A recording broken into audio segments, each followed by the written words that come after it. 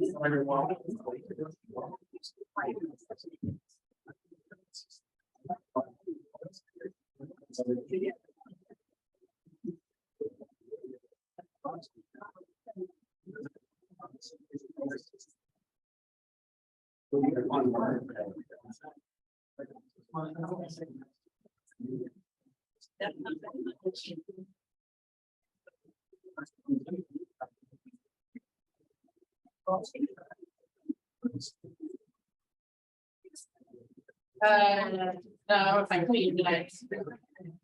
Yeah. This is all.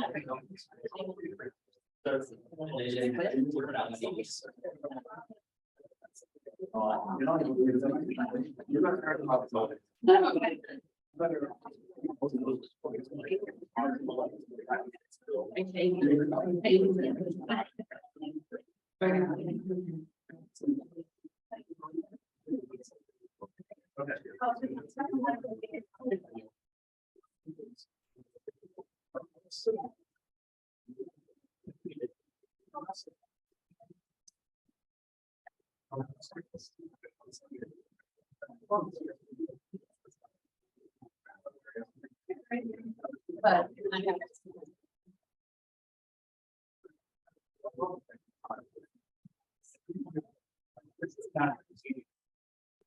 We have to go into your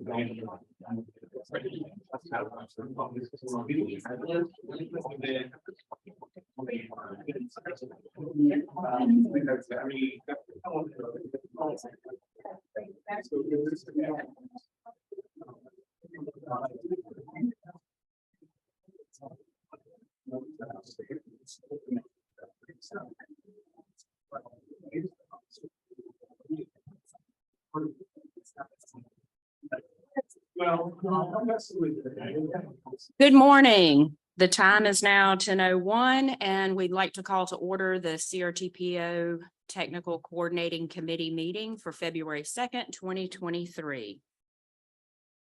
We'll go around the room and do introductions. We'll start to my left in the corner and we'll go around the table and then we'll go to the left-hand side of the room and introduce staff and visitors that are with us today. Tracy Howe, pedestrian focus. Heather Maloney, Town of Huntersville. Erica Martin, Town of Mooresville. Rich Hoffman, Iredell County. Theo Gatea, Division 10. Todd Huntsinger, Indian Trail. Bjorn Hansen, Union County. Lisa Thompson, Town of Waxhaw. Genesis Harris, City of Statesville. Dan Lever, Charlotte General Services. Candace Rory, Planning. Charlotte Planning, sorry. Andrew Ventresca, Town of Troutman. Travis Johnson, CRTPO. Liz Babson, City of Charlotte. David McDonald with Cats. Travis Morgan, Town of Pineville. Anil Panikar, NCDOT Division 12.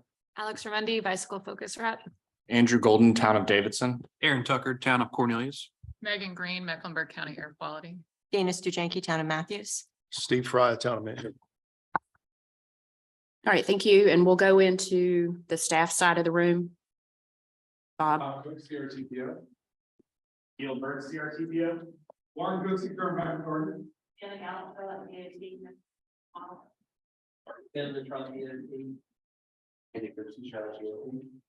Will Washington, town of Mooresville. Brian Elbert, CRTPO.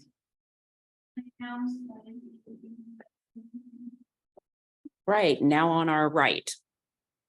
Jennifer Stafford, CRTPO. Joe Johnson, CRTPO. And Joe Iron. Earl there, CRTPO. Tiffany Good, CRTPO. Thank you. All right, moving on to the agenda. We need to adopt today's agenda. May I have a motion? And a second? All, Okay, thank you. you got it? Thank you. Then go on. All those in favor say aye. Any opposed?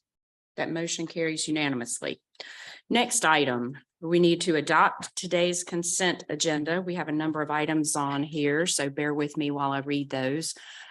Approval of the January 5th, 2023 TCC minutes, 2020-2029 TIP amendments, CRTPO public involvement plan update, federal functional classification revisions resolution, NCDOT paved trail and sidewalk feasibility study grant program Carolina Thread Trail, NCDOT paved trail and sidewalk feasibility study grant program Iredell County. May I have a motion? So moved. And a second? Thank you. All those in favor say aye. Any opposed? That carries unanimously. Moving on to today's agenda, we have one business item and we're going to hear from Andrew Ventresca on the CRTPO discretionary funds project call and their recommendation for projects.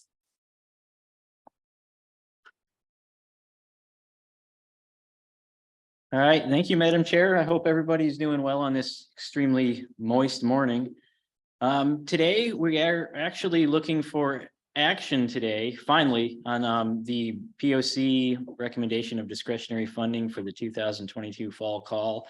This does include recommendation of a resolution for the CMAQ funds. That's just part of the process. So this is a two-part action requested. This slide should look familiar, and I hope it's the last time I have to show this body. This is just a summary of the applications we've received. We did receive 34 applications. We did receive a request of 79.7 million. We do have 59.1 million available, so that leaves a $20.6 million shortfall on the requested applications. This is the recommended highway projects that the POC is recommending. This has not changed since last month. All of the information and scoring is in your agenda packet. The total recommend for highway projects is 36 million. This is a non-highway recommended project summary. This has changed a bit since last month. We had some discussion last month regarding the electric vehicle bus charger project from CATS. CATS has reduced their request by about $2 million. With that, that freed up enough funding to fund the next bike ped project on the list, which is the Davidson Beatty Street shared use path project. So with that, POC is recommending moving forward with funding that project this time around as well. Total with bike ped projects is 22.1 million. These are the planning projects that have been submitted. Once again, we are allowed to spend about 1% of our total funding on planning projects. The 5 projects you see ahead of you are the same as last month. Nothing's changed here. So again, information was in your agenda packet. This is just a summary of the funding and the percentage of each mode. As you can see, we've got 62% of total funding we're recommending to highway projects, 25% to bicycle and pedestrian projects, 12% to the carbon reduction projects, and that 1% to the planning projects. This does total 59.1 million. So we are recommending to allocate all the funds we have available. Again, the action is to get a recommendation from TOC to approve the recommendation from the POC, and this will go to the board later on this month for final approval. And with that, I will open it up for any questions. I don't have a question, just a comment. Just a quick comment. Town of Matthews, we appreciate reduction of the request from CATS for us to get fully funded. Small jurisdiction, 32,000. It's hard for us to come up with cash, so we appreciate it. Thank you. Any questions? All right, we need to take action. May I have a motion to recommend that the CRTPO board approve discretionary funds for the projects recommended for the fall 22 project call and amend the 2020-2029 TIP to add the funding allocations to new and existing projects, and recommend that the CRTPO board approve a resolution to endorse 4 CMAQ applications to NCDOT for $9,616,300. I'll make Ma'am. that motion. Thank you. And a second? All those in favor say aye. Any opposed? That motion carries unanimously. Thank you, Andrew, and thank you to the POC. This is a tremendous amount of work, and I know you all meet frequently between meetings to get this work done, and we appreciate all that you do. All right, moving on to our next item. We have several information reports. First, we're going to hear from Jarrell Leonard on the proposed transit work group.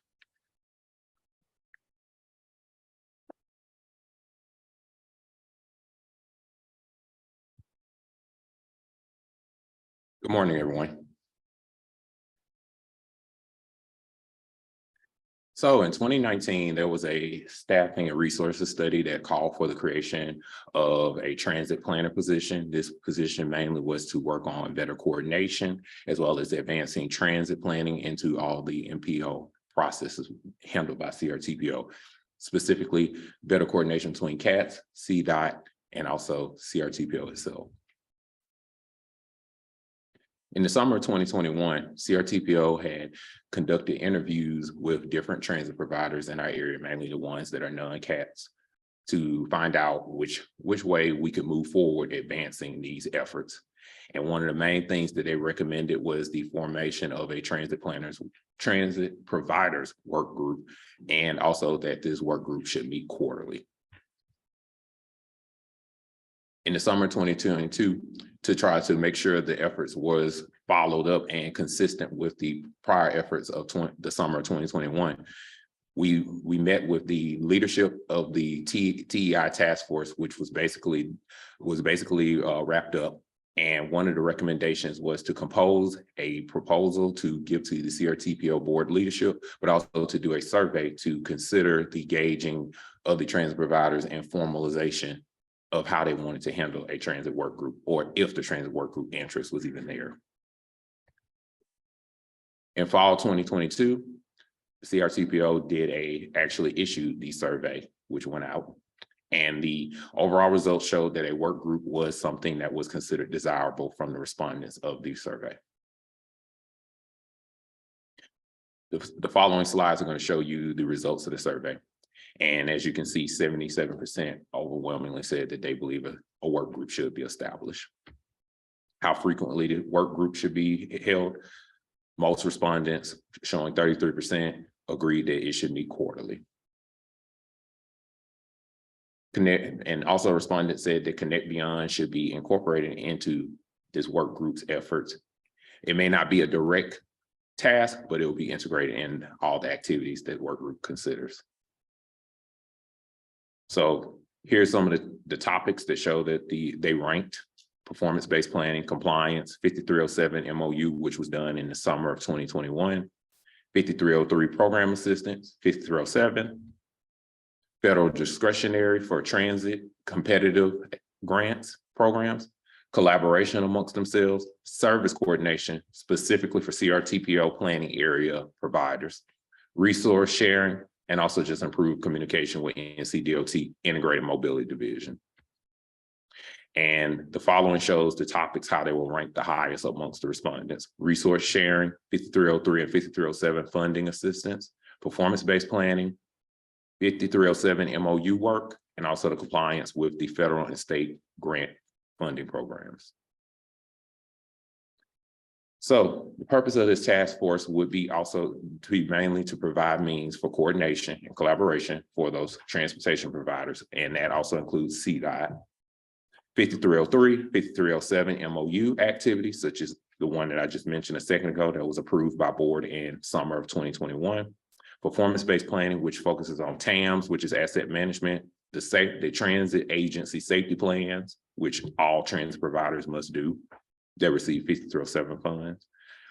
Also, coordination with all the activities that CRTPO are federally mandated: UPWP, TIP, Metropolitan Transportation Plan, and Comprehensive Transportation Plan that's enforced by the state of North Carolina.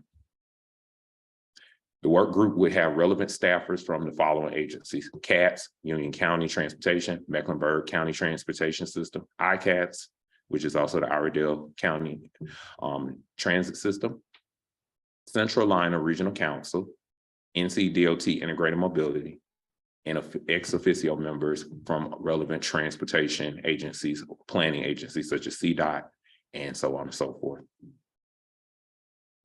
And just this past month in January 2023, we presented those results of the survey to the CRTPO board leadership, and they pretty much unanimously said that we should present this to TCC and board in February, hence why we're here.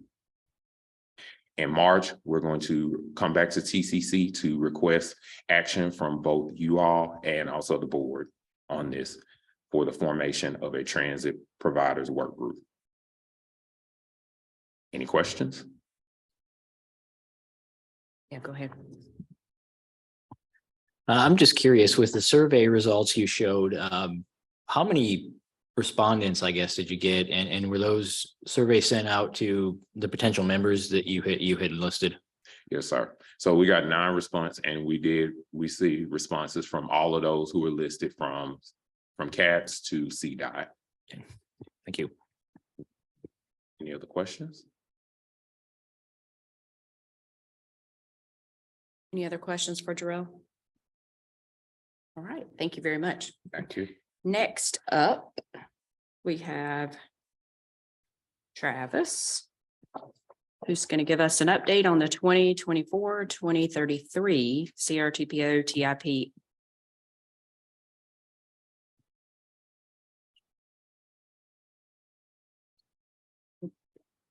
Jarrell, do you need your mask? Jarrell, do you need your mask? Well, hello, everyone. You were here to give you an update on the 2024-2033 TIP program update. We're going to talk about the TIP, just remind everyone where we are in this process, talk about next steps, and remind everyone of P7.0, which is upcoming.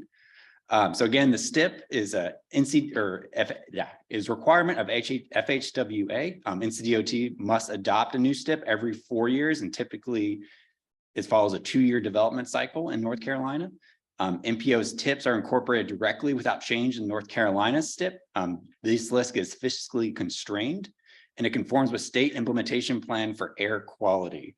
It must conform with that. And so CRTPO is also inside of the maintenance status for ozone.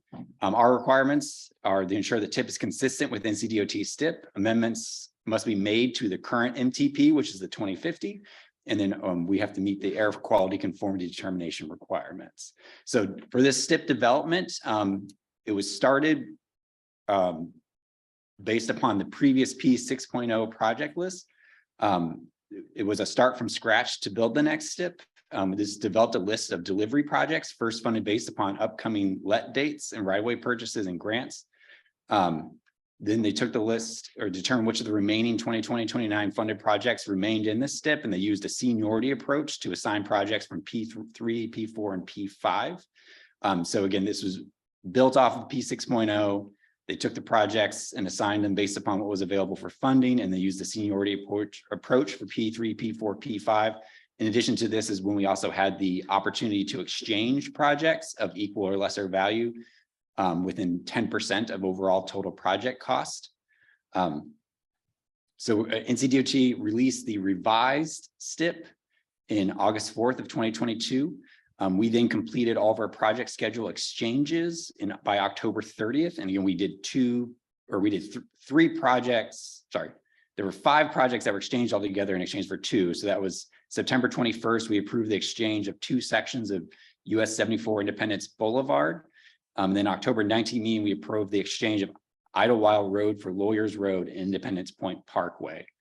After that, the draft 2033-2024 STIP was released for public comment by NCDOT in December of 2022.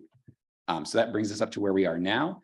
In March, we're going to be asked to open a public comment period for the conformity determination report, the 2050 MTP amendments, and then the updated draft of the 2024-2033 TIP. This public comment period will last for 30 days and will cover March and April. This information will then come to the CRTPO, TCC, and board in June as an information item. The NCTO DOT board will act on the STIP adoption in June, and then TCC will be asked to make a recommendation, and the board will be asked to adopt the determination report, the amendments, and the draft TIP in July. Additionally, we've been working on the prioritization 7.0 schedule. So this process started in fall of 2022. The Board of Transportation is looking to approve the recommendations from the work group in the spring of 2023. And then we will open up a submittal for NPOs, RPOs, and NCTOT divisions to submit new projects. And that's what will open in July and September of 2023. P7 scoring will begin in fall of 2023.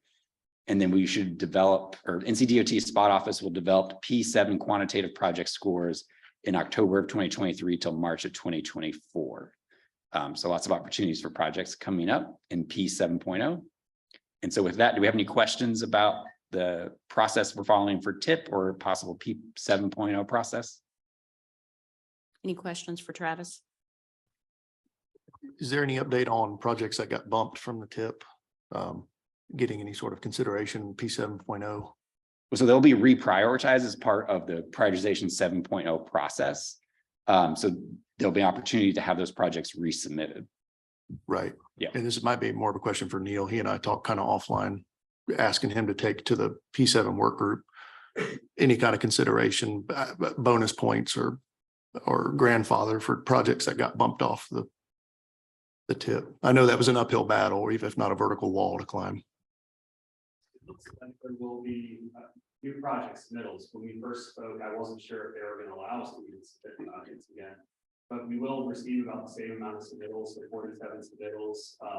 But you know, unfortunately, the projects that kind of fell out of the TIP that were not included in that process to develop this one, there's a lot of projects like that throughout the state. So I don't think that any project that fell out of the TIP will be treated any differently than a new project per se, or they're all going to have to compete.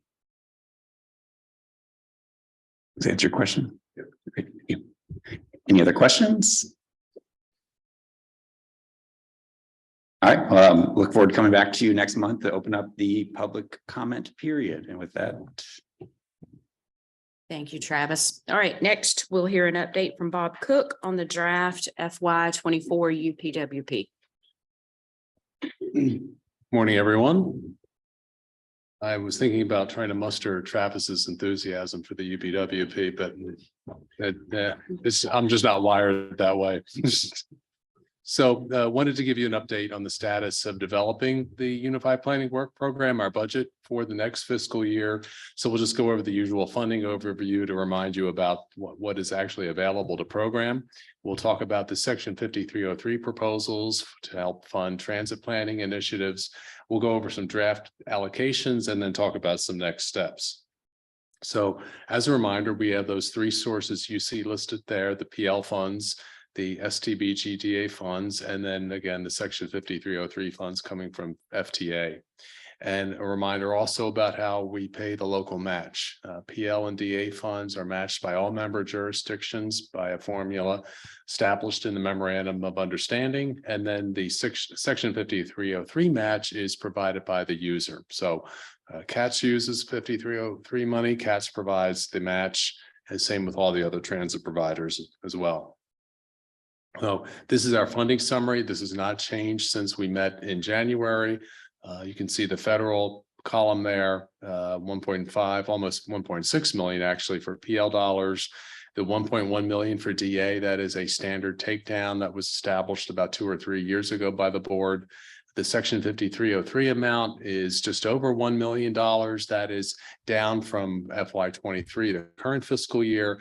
But FY23 was an anomaly when some statewide 5303 money was allocated to all the state's MPOs. So this is getting us back more to the usual allocation being provided. So we have, in terms of federal dollars, $3.7 million, getting close to $3.8 million available for programming next fiscal year. The section 53 proposals, all of them appear to be eligible for eligible activities. And you can see how the funds are allocated there to the different agencies or the initiatives being the Metrolina regional model, for example, using $180,000 of section 5303 funds. That's augmented, by the way, with PL funds for the model. So that's not the only funding source for the MRM, because that is just so vitally important to what we do as an organization. Then we CRTPO uses $100,000 in CRTPO funds to help support Jarrell's activities. It'll help support the work group and all the other things that we are doing on the transit planning side. Andrew talked about these a moment ago, the discretionary program planning studies. These hopefully are the same numbers that Andrew just showed. And these were discussed with the board at their January meeting. No one raised any concerns at that time about funding these as a part of the UPWP. So we are including these in the work program and assume that they will be adopted along with the full work program in March. And the match for these initiatives, by the way, are being provided by the user as well. So Indian Trails Transportation Master Plan, the local match for that will be provided exclusively by Indian Trail. Same thing with Matthews, Mooresville, and Stallings. The Central Line project that will be spread amongst all the jurisdictions, because that's something being done for CRTPO in terms of some education for TCC members and staff. It's a relatively minimal amount, of course. We talked about carryovers the last time. These are projects, local transportation planning projects that are being undertaken by local jurisdictions. They are carrying, they have to be carried over because the planning for these, or the work of these projects wasn't completed during the fiscal year or won't be completed during this fiscal year. So work will extend most likely into fiscal year 24. I think Jennifer brought this up at yesterday's transportation staff meeting. We don't know the exact carryover amount at this point, but we suspect that the amounts will be relatively minimal. So, and Jennifer shaking her head yes, so that's good. And we'll have information. We'll have those final numbers by the time we come back to you at the March meeting for adoption. So now I wanted to get a little bit into allocations. The last time we discussed this, we had percentages listed for the 8 task codes that make up the work program. Now we're getting into more dollar figures at this point, but a couple of caveats here. These are pretty high level estimates at this stage. They don't reflect 5303 allocations, and we have not had a chance to complete the assessment of quarter 1 and quarter 2 of the current fiscal year. We're just a little behind on that. Some of the information was delayed, so we have not been able to incorporate that fully into what you're looking at. So what you're seeing now, or what you will see in a moment, will change between now and March. And because of the delay, we will discuss this at an upcoming transportation staff meeting in February. I don't know what that date will be at this point, but sometime next month, we'll go over this in a little bit more detail so that when it comes time to adopt the work program in March, you're not seeing numbers for the first time. So I'll just go through these quickly. Data and planning support, as probably many of you know from previous presentations about the work program. This is where we fund the travel demand model, the land use model, also traffic counts, and then most of our work related to GIS. And we're anticipating about $700,000 being allocated to that task code at this point, likely to change. The planning process, this is that catch-all category in many respects. The biggest thing here will probably be the update to the 2050 MTP. We issued an RFQ for the 2055 MTP work in December. We've had, I think, 5 submittals come in. They're being analyzed now. We hope to have a selection made by probably early March on who to go with, what firm to go with. So a lot of work will start next fiscal year on the MTP. So we're anticipating about $1 million for that particular task code. UPWP, that's a pretty stable undertaking. This doesn't vary much from year to year because it's pretty much the same activity. So we're anticipating a very similar funding level to FY23 at $33,000. The tip on an ongoing activity that Travis just talked about, and this category also funds Jennifer's activities with the discretionary program. And we think at this point about $240,000 is a reasonable amount. Special studies, we don't have a number for that yet because this is mainly those local planning projects we talked about. So the carryovers need to be factored into this task code. We do know what those others are, the ones that Andrew reviewed that came out of the fall call. We just don't know what the carryovers look like at this stage. So that is definitely to be determined. For Title VI and environmental justice, about $20,000. That might be a bit more than what we've programmed this year. We do need to look into whether or not, as an organization, we have to update our Title VI plan. So that might require a little bit more money than we've traditionally programmed. I will say this, we got a question about this allocation at the board meeting. Renee Garner of the town of Matthews asked about EJ, and a lot of the activities associated with environmental justice also fall under other categories, most notably the TIP and also planning process, where we undertake analyses mostly the TIP and planning process, where we undertake analyses of various projects and their impacts on EJ communities. So this is more on the regulatory side than anything else, but there are other EJ activities going on in other categories. So you might see a relatively small number, but again, those some of those actions are taking place in other task codes. For public participation, this includes the website, general public outreach, social media activities, anything related to this topic. About $104,000 we're anticipating for next fiscal year. This would be similar to the current year. Of course, a lot of effort this year was on updating the public involvement plan. And that work is largely done at this point, but we hope to be able to ramp up our public outreach efforts next year now that much of the pandemic is behind us and folks, I think, are more comfortable with in-person activities. So the number will remain, I think, will remain pretty much the same, despite the fact that that public involvement plan process is largely complete. For statewide and extra regional planning, this is where we engage with the North Carolina Association of MPOs, also the national group of AMPO, the Association of Metropolitan Planning Organizations, and the local group CRAFT, and also one-on-one activities with individual MPOs also, but $70,000 at this point seems reasonable. And then lastly, management and operations. A sizable amount of money there, but a sizable amount of work is conducted in this task code. Grants management, the administration of the TCC, and just overall administration efforts are found under this task code. And then one of our major tasks that will be starting probably in the next month or so, even before the fiscal year starts, is reassessing the memorandum of understanding in light of the urban area information being released not too long ago. So that will take up a lot of staff effort during the next fiscal year. So in January, we identified a number of issues that still needed to be dealt with, and I'll just give you an update on those issues. One was we needed to assess those Q1 and Q2 expenditures, and that is underway, not complete, but it's underway. We had to finalize the 5303 allocations, and that is complete, as we mentioned earlier. The TOD grant amount that had to be programmed, this was a grant that CATS received for TOD work on the Silver Line.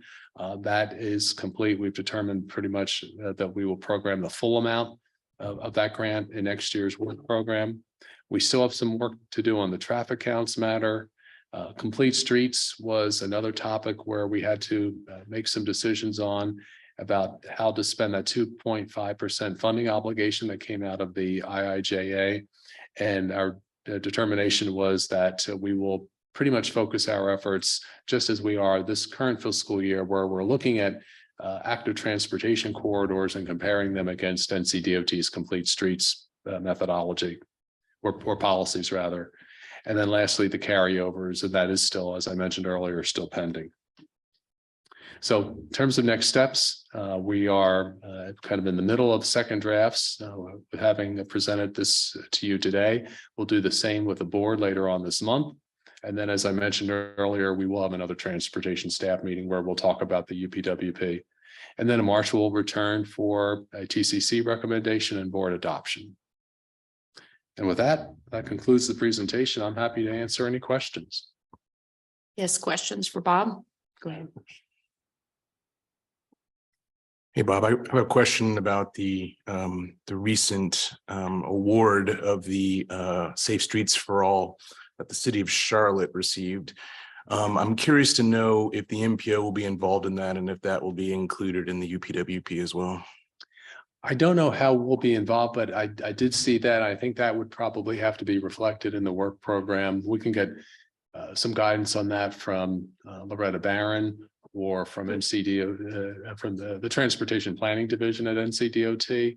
But if it's used for planning purposes, then it would have to be programmed, but it would be very similar to the TOD grant. It's in there, but we may not touch it as an organization, like with a Todd grant. We might have some involvement with that to a certain degree, but it'll be a CATS initiative.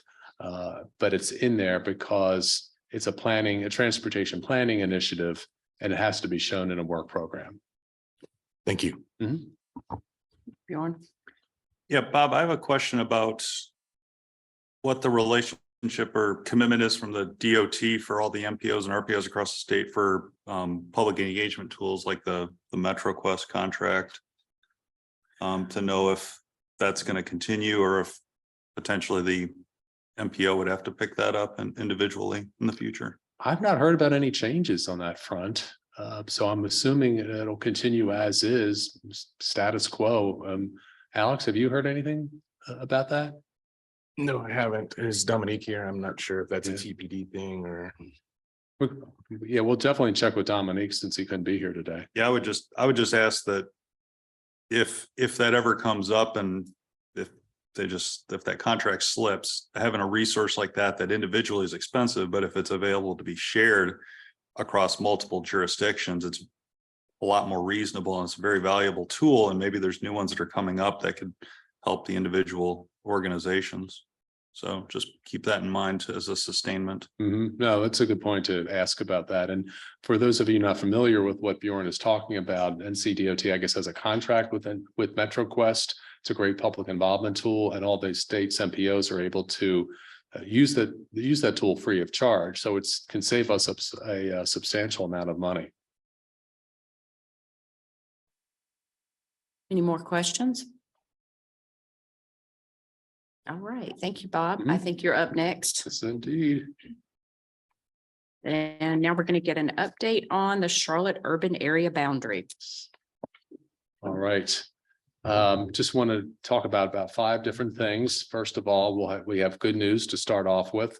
We'll get into some definitions about an urban area and an urban area boundary versus a planning area and a planning area boundary. Different, but very much related. Then there were kind of 3 W's that we'll talk about what happened, why it happened, and where it happened, to the best of our knowledge in some of those cases. We want to talk about Statesville and Marshville and how they're impacted by this new information, and then go over some next steps. So that good news is coming out of the urban area boundary information released from the Census Bureau is that we are not required to change our planning area boundary based upon that the new data coming out. The urban area didn't change in any way that requires us bringing in new municipalities or counties like we did following the 2010 census. And also important to note that those municipalities that are no longer in the Charlotte urban area can still remain as active members of CRTPO. So, and we'll get into that a little bit more in a moment. So first, let's talk about an urban area boundary. These are defined by the Census Bureau for their statistical purposes and their purposes only. Any other federal agency, any other state agency, or any other entity at all is free to use urban area information, but they use it for their own purposes. And the Census Bureau doesn't create urban areas because of how an organization like Federal Highway Administration might use the urban area information. So the FHWA is a major user, if you will, of urban areas and the information provided by the Census Bureau. And specifically to MPOs, any urban area that exceeds 50,000 or more in population is required to establish a metropolitan planning organization. And the census designated urban area is the minimum planning area for an MPO. So if you, when you achieve that 50,000 threshold, which apparently I didn't realize until the other day, Southern Pines, I think has reached that threshold. And so they will be establishing a new MPO in North Carolina. Once you, so what their boundary will look like, I don't know, but anything in that urban area that's been established down there will have to be included in the new Southern Pines Metropolitan Planning Organization. So our, you can see there on the left, our 2010 urban area in that purple color, and then you can compare that to the 2020 urban area in the green. And I think it's fairly clear as to where changes occurred, particularly to the north, where Statesville is no longer part of the Charlotte urban area. But also if you look to the east in Union County, Marshville is no longer in the urban area either. Sizable portions of the urban area in York County and Lancaster County, for that matter, are no longer within the Charlotte urban area. And we'll get into these into a little bit more detail in a moment. So talked about an urban area. Now let's talk about a planning area. So a planning area is an MPO's area of jurisdiction. And how we establish that boundary is that we work with state, well, any MPO establishes a planning area boundary by working with its state's DOT, the Federal Highway Administration, and of course, local governments. And so it's established in a couple of ways. First, as I mentioned before, the urban area is the minimum planning area. So if it's in that census designated urban area, then that has to be in your MPO, as I mentioned earlier. And then you kind of smooth that urban area boundary to establish a more logical planning area. Because as you can see on the previous side, I guess it might be a little clearer here on that 2010 urban area slide. There are gaps in the urban area oftentimes. It's some jagged edges, if you will. So you want to smooth that out to make a more consistent planning area. And then last, and definitely not least, is that FHWA guidance states that any planning area should incorporate areas that you expect to be urban within the next 20 years. So yes, you have that core urban area established by the Census Bureau, but in most cases, at least here in the Charlotte region, that population growth is going to continue. So your urban area is going to expand. Well, it's best for transportation planning purposes to incorporate that area now, as opposed to waiting for the next 10 years or even the next 20 years for that matter. So that's the difference between a planning area boundary and an urban area boundary. Very much related, but two different things. So what happened was that our urban area population increased by 130,431 persons, but the actual area decreased by 109 square miles. So a fairly substantial contraction in the planning area. And you can see the numbers there in the table. The difference is we went from 776 square miles, almost 777 square miles, to just under 668 square miles. So fairly substantial, again, contraction in the urban area. And so why that happened is that the Census Bureau changed criteria to designate urban areas from the 2010 census and even from the 2000 census. There were probably two changes that most likely affected us. One relates to how you include non-contiguous territory.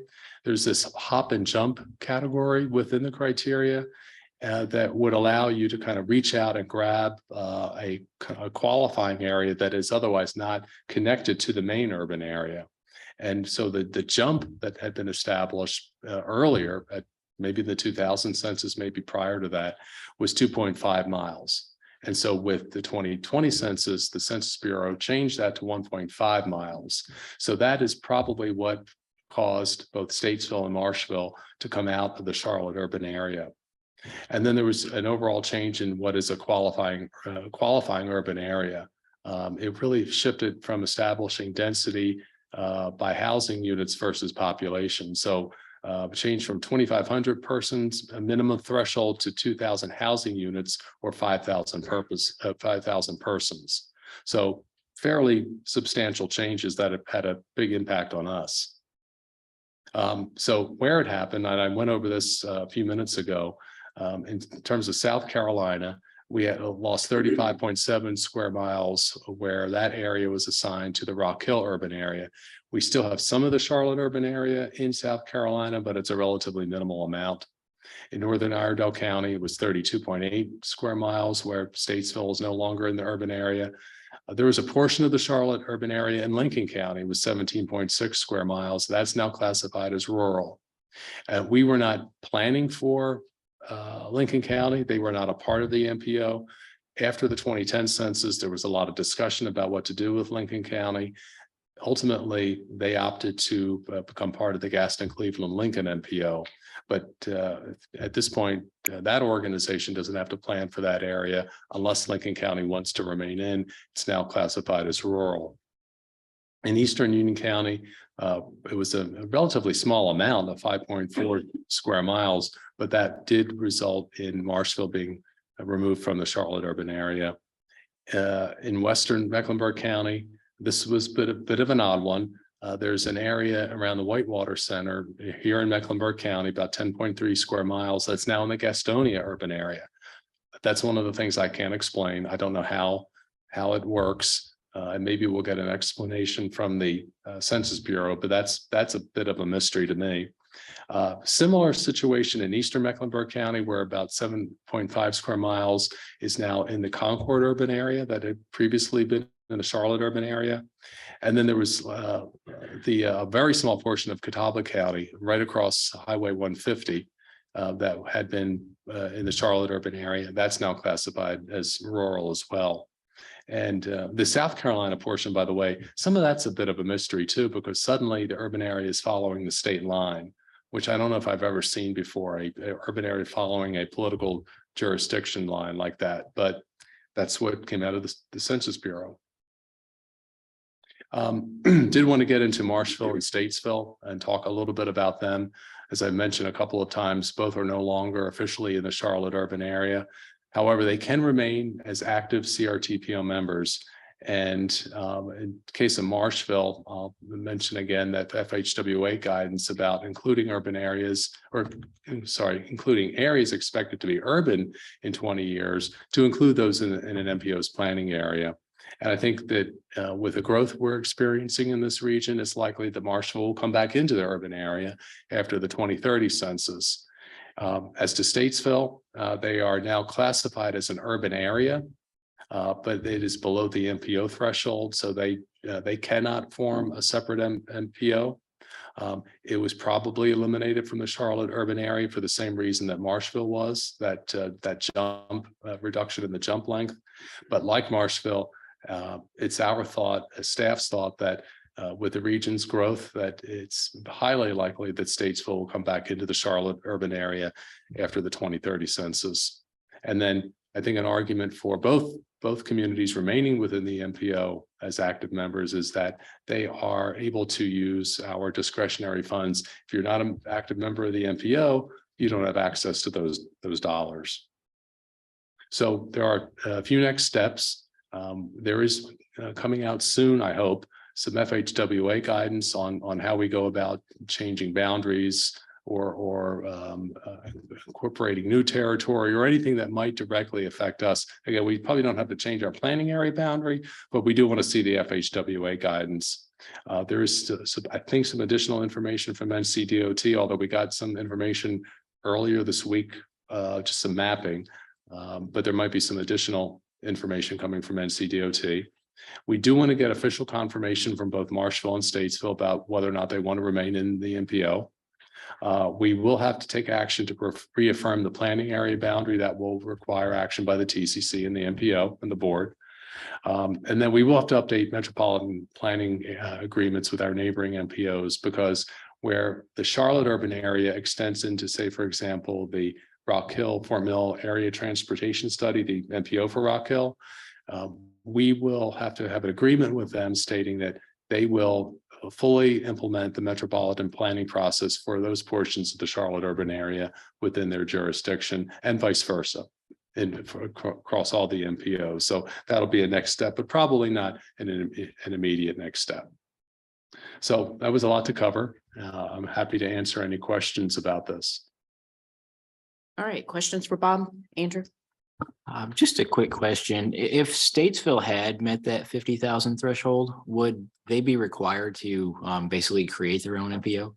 I don't think they would necessarily be required to. I mean, you could look at the letter of the law or the letter of the regulation and say maybe, but they would not be absolutely required to. They could elect to remain as a part of CRTPO. Does it decrease the opportunity?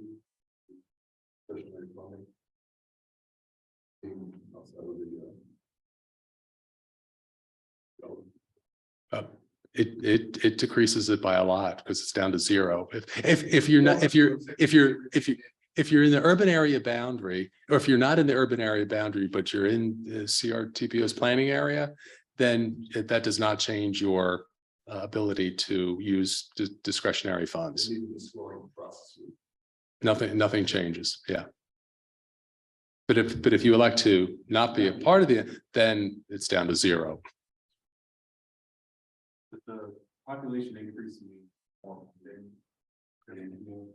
I think that's definitely a to be determined, because in theory, yes, because the allocation of PL dollars is based in part on population. But it's a pretty much a static amount. And now that there's a new MPO in North Carolina, they'll be using PL dollars. Now, it won't be a huge amount because I don't know if Southern Pines exceeded that 50,000 threshold by an extraordinary amount. I think it was a relative effective. In fact, I think it might have just squeaked over the line. But it will be using PL dollars to support its activities. And I think a number of the other MPOs increased in population, but some actually decreased in population, the urban area populations. And that's how it's established, how much money you get. It's not based upon your planning area population, it's based upon your urban area population. Bob, on that next to the last slide, where does the MOU evaluation fall in that list of activities? It's not directly related to the urban area boundary. It's not an automatic requirement for an MPO to reassess its MOU based upon the release of urban area information. But traditionally, we have done that here in Charlotte. Every 10 years, we'll look at it and that's mainly because each time we've added new jurisdictions. This might be the first time in several censuses that we've not added new members, but I think the tradition has been established. So we don't have to do it, but I think the tradition is there, and we will be starting that relatively soon. In fact, next month's board meeting, we anticipate the chairman to be appointing a subcommittee to start work on that. We have engaged the services of a facilitator to help with that process, with that board subcommittee. So it is embedded in here, but I want to be clear, it's not required as a part of the urban area boundary change. Thank you. And then just for, I guess, Marshville and Statesville, those communities are aware of what process and support the CRTPO staff can give them to confirm. I believe so. Okay. We do need to officially reach out to them. I've had a conversation with Sherry Ashley with the city of Statesville, and she did not give me any indication that the city is considering a change. I have not talked to Marshville officials yet. Okay, thank you. Madam Chair. Yes. Bob, just one question. Is there any potential, let me phrase it that way, for it to affect the weighted voting or the contributions local governments make to the MPO? I think both of those items will be the subject of considerable discussion with this MOU subcommittee. a number of board members have made it clear that they do want to look at the weighted vote. And then with the population changes, we really have to look at how the local cost share obligations are allocated. Some communities had a significant increase in population. Other communities maybe had probably increases, but maybe not as rapid. So we want to make sure that the burden is fairly distributed. Right now, it's based strictly on population. So if you are like the city of Charlotte was around 60% of the planning area population. Now I think it's 57%. I might be wrong on those numbers or those percentages, but so the city would pay 57% in theory of the local match requirements. Any other questions? All right, thank you, Bob. Thank you. Okay, that brings us to our last section in our meeting. Again, Anil and Theo have included updates on NCDOT Division 10 and 12 projects in your agenda packets. They're not going to do a presentation, but I'll pause for a minute if anybody has any questions for them. And next, we've got Alex with Integrated Mobility, who has an update for us. I do, thank you. I'll start again by congratulating Charlotte for being awarded a Safe Streets and Roads for All award. This was for an implementation grant. I think they were awarded, I was doing this on the train this morning, so could be iffy, but I believe they were awarded about $4.4 million for proven countermeasures to implement Vision Zero. So that's very exciting, and I look forward to seeing the work that's produced there. They also announced, I think, 11 or more planning grants around the state of North Carolina. Kannapolis received one, DCHC, Raleigh, Greensboro, but some smaller communities did as well. So they did mention on their website, the FHWA's website, that they anticipate opening that up again in April. So keep your eyes open and start thinking if you're interested in doing some sort of safety plan. It might be well worth thinking about. And of course, IMD, I think, would fully support that and want to help out as much as we could. So wanted to mention that.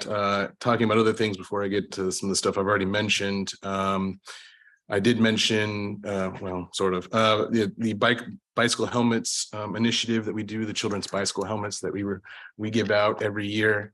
That deadline is tomorrow. On February 3rd. So if you haven't yet applied, please do so. I think we gave out about 20,000 helmets in 2022. So I would love to give some to y'all as well. Any of your municipalities or other groups that are interested in doing that. And next week is the closing deadline for our Safe Routes to School non-infrastructure program.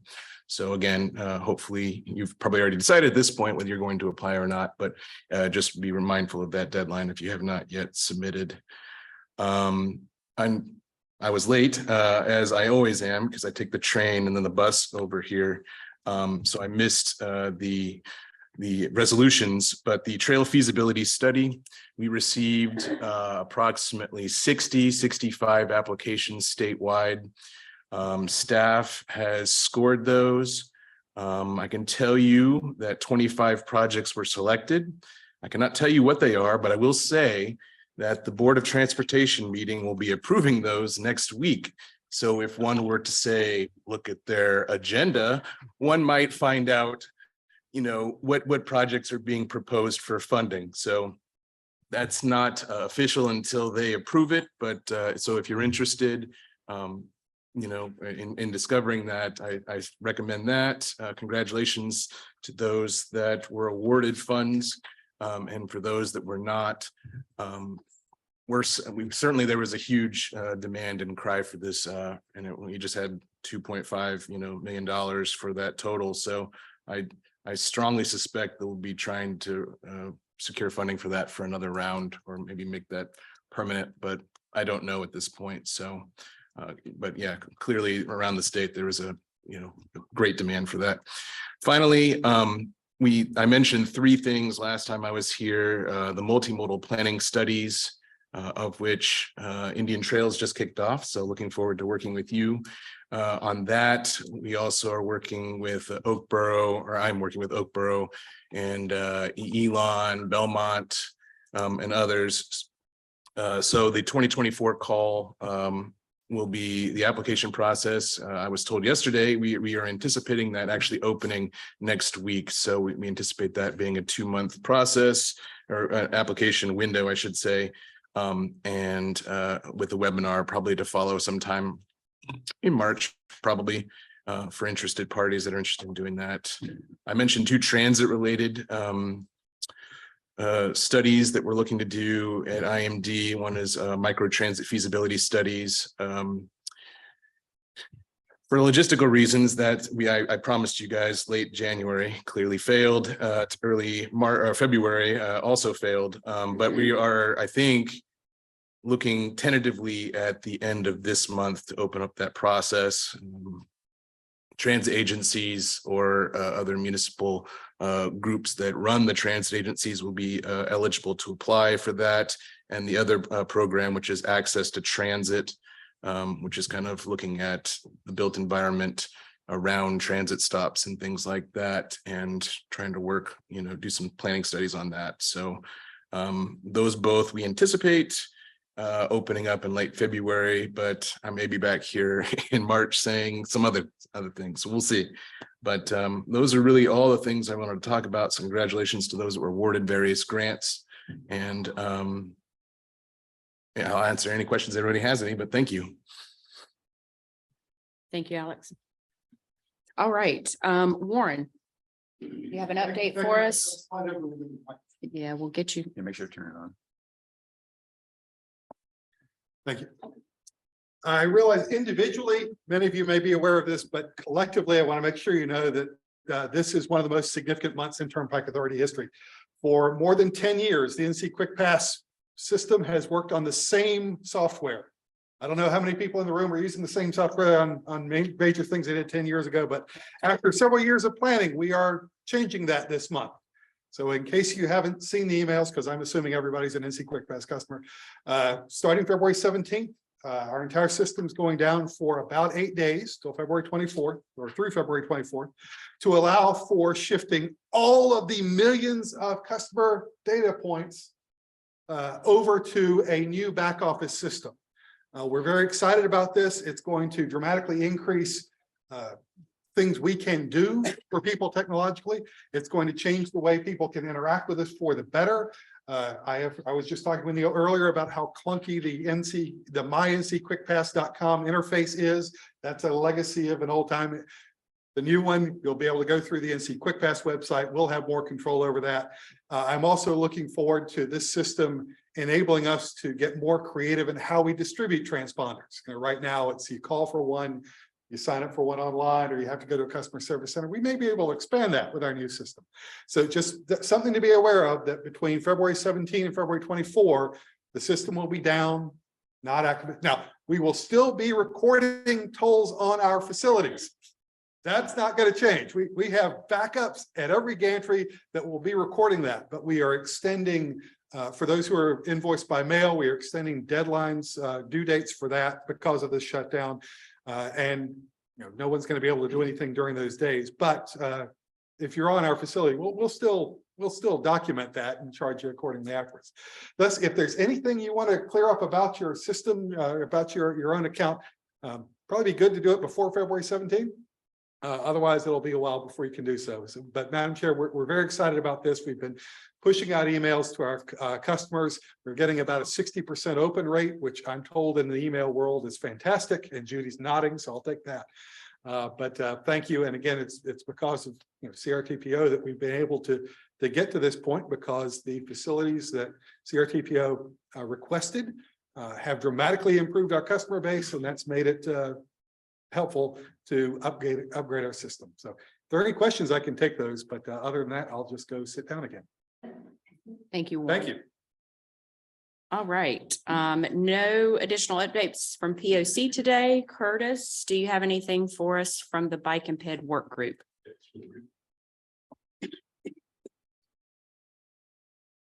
If you'll take a look in your agendas, we do have 2 items today. The first is an update on the recent Carolinas Fair Trail Forum from Brett Baronet. Brett joined us last month. He's going to come back and talk to us again this month. I think he mentioned that this past forum was one of his best. I think he had the best attendance. So looking forward to some lessons learned from that. I'm also going to talk about our bicycle suitability map refresh.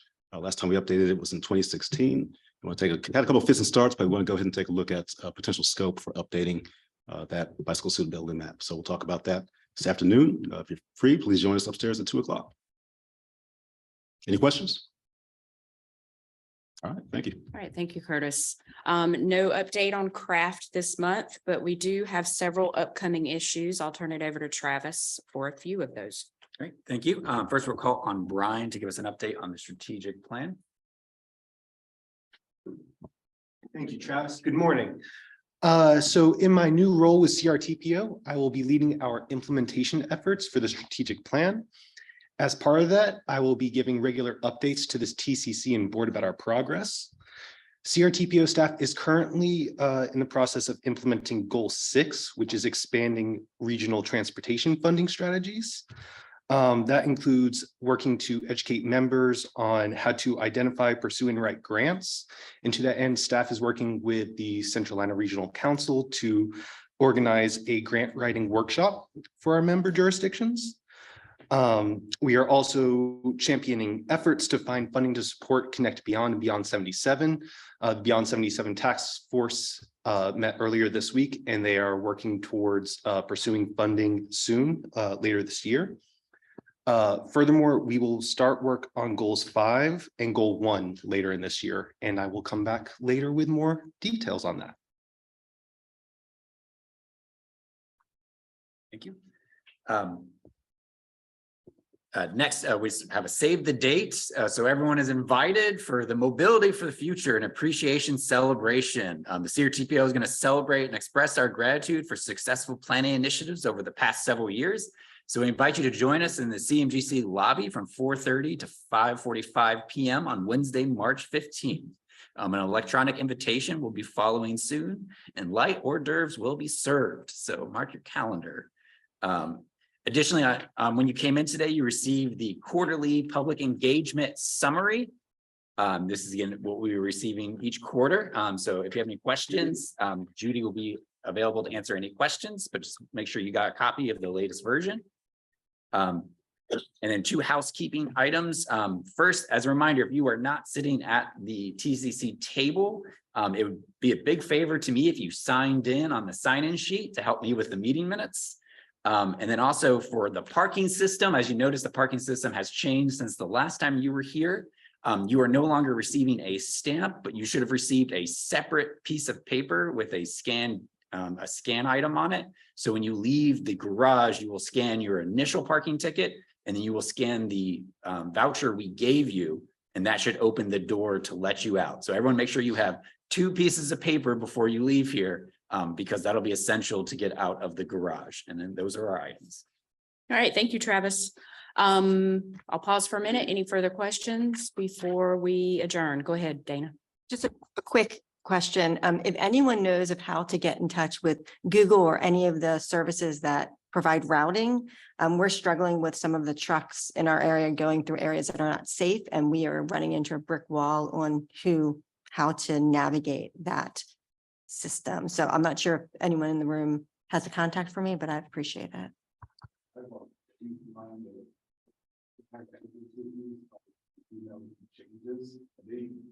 They respond, not they actually back, but things get fixed. Okay. Do you can forward it to me, or like who your contact is? Okay. I mean, Charlotte, we found them pretty responsive with road closure information, which is a little bit different than what you're describing.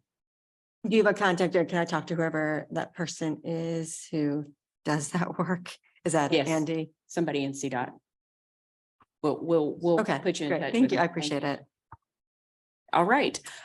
With that, everyone, as always, thank you for your time and participation in the important work that we do in this region in planning for transportation. And may I have a motion to adjourn? And a second, you got them both. Awesome. All those in favor, please stand up and have a wonderful February.